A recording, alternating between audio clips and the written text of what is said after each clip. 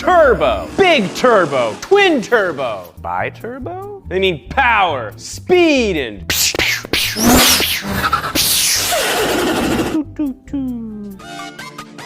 To understand turbos, you have to know the basics of how an engine works. Think of an engine like a very large pump. It sucks air and fuel into a cylinder, compresses and combusts it before pumping out all the goodies that people like to get angry about. To get more power from an engine, we need to burn more fuel more quickly. Getting fuel is usually as simple as turning the tap up, but unless there's also more air, that extra fuel is useless. A cylinder is limited in how much air it can breathe by its size, or displacement. Historically, when engine makers wanted more air to mix with their fuel, they needed a bigger cylinder. There was no replacement for displacement. This made engines larger, heavier, and oftentimes slower to rev. And then, in 1905, a Swiss engineer named Alfred Biecki came up with a replacement for displacement when he used the exhaust gases of an engine to power a compressor that then fed denser air into the combustion chamber. More air meant more fuel could burn and get more boom. Turbos were quickly adopted by the aeronautical industry. When you're 20,000 feet up, the air is almost half as dense, and engines would lose as much as half of their power. 400 horsepower at sea level, but moving up to 14,000 feet, it dropped to 265. A turbo restored air pressure in the engine back to sea level pressure. This is called turbo normalizing. When a turbo is used to exceed that pressure, that's called turbo charging. So how does all this crap work? This is a turbo. As your engine expels exhaust gases, they enter in here. The exhaust air gets piped over this turbine and spins it like a pinwheel. Now we're done with the exhaust and it gets shot out the back of your car. The turbine is connected to this impeller on the other side of the turbo, and it spins too. As it spins, it sucks in a ton of air through this inlet and shoots it out this outlet into your intake manifold. The air is now more dense, so it has more oxygen, so it can burn more gas more quickly, giving you more power. To keep that charged air from going back into the turbo when you lift off the throttle, a blow-off valve relieves the pressure by letting the air go back into the atmosphere. That's why you get that cool I like V8s.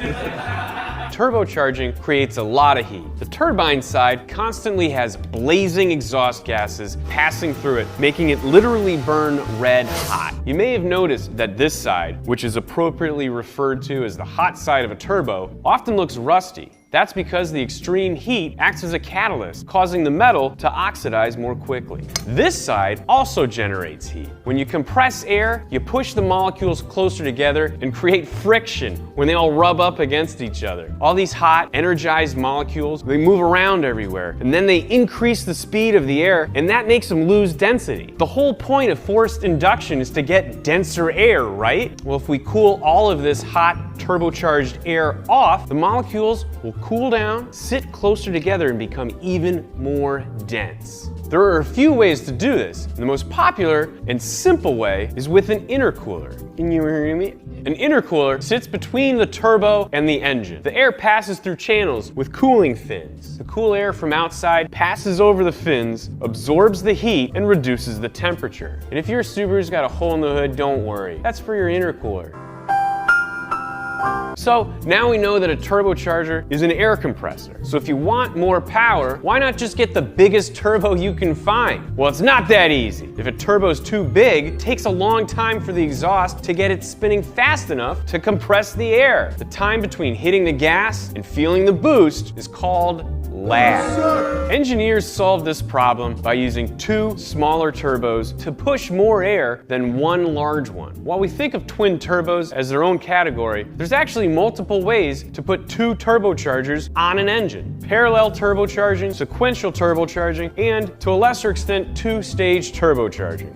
The first commercially available twin-turbo car to put these ideas to the test was the Maserati bi-turbo, sold in 1981. This first production attempt at twin turbocharging used the simplest method of applying two turbos to an engine: parallel turbocharging. As long as there's enough space in the engine bay, using two turbos is actually easier than one when an engine has two banks of cylinders, such as a V-shaped engine. Each bank can have its own turbo, rather than routing all of the cylinders into a single one. Achieving Achieving the proper power balance between the two banks proved to be a challenge. In early twin-turbo cars like the Nissan 300ZX and Mitsubishi 3000 GT, designers found that the easiest way to get it right was to have each turbo feed the opposite cylinder bank instead of the one it was closest to. This formed a healthy feedback loop that automatically balanced the power between the two banks. Crossing the V solved one problem, but it created another one. The turbos would spool quickly, but now the charged air had to travel further before it reached the engine, creating a new kind of lag.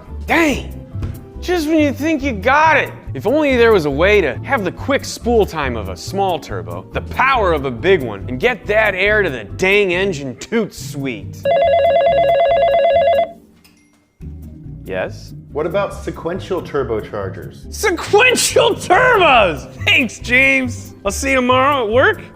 Why not? While parallel turbocharging uses two equally sized turbos working 100% of the time, sequential systems use a little turbo that spools up quickly to tide you over until another, larger turbo has time to spool up. This method alleviates turbo lag and provides a much smoother power band. To control the flow of exhaust to the correct turbo at the right rev range, a series of bypass valves opens and closes at just the right moment, ensuring the proper turbo is getting spooled at the proper time. Both the Mark IV Supra and FD-RX-7 use sequential twin turbo systems. Those cars ruled the 90s. Just like me, dude.